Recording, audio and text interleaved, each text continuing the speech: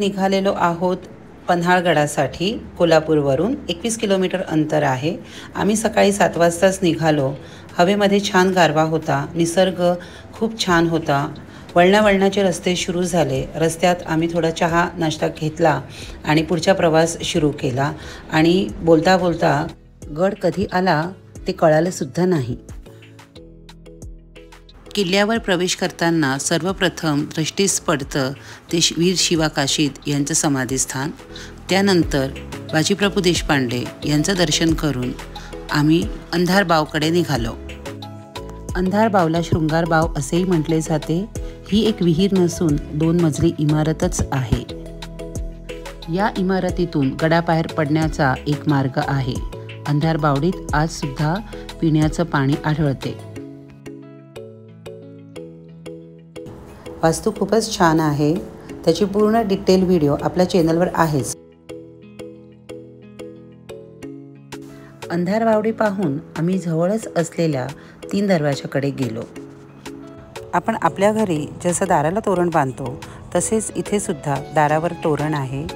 मोराची प्रतिकृती आहे. खूप सुंदर वास्तू आहे.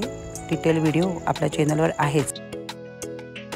मी गडावर आले आणि गडाच्या प्रेमातच पडले.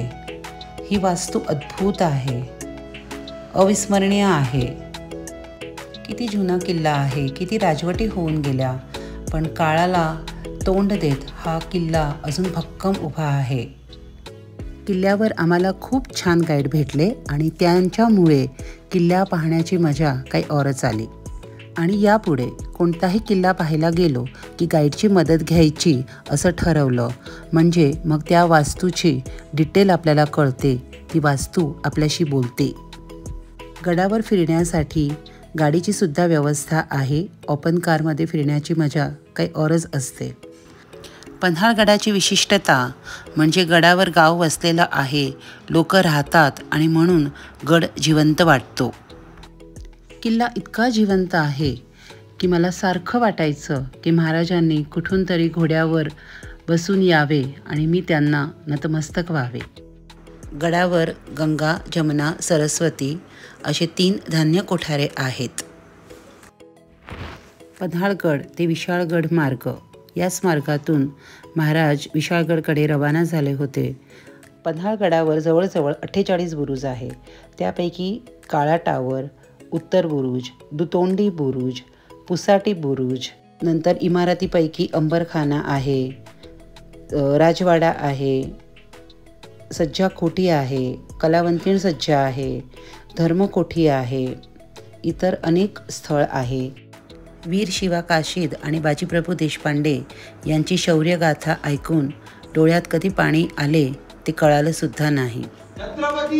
सज्जा कोठीवर आल्यानंतर सर्वांनी शिवाजी महाराज व संभाजी महाराज यांच्या नावाचा जयघोष केला. किल्ल्यावर मनोरंजनाचे साधन आहे. ओपन कार आहे, हॉर्स रायडिंग आहे, कार रायडिंग आहे आणि चक्क पिठलं भाकरीसुद्धा आहे. या सगळ्या गोष्टीचा आनंद घेत आम्ही परत आलो. प्रत्येक वर्षी पन्हाळावर यायचं हे ठरवूनच. तुम्ही जर अजून हा किल्ला पाहिला नसेल तर अवश्य पहा.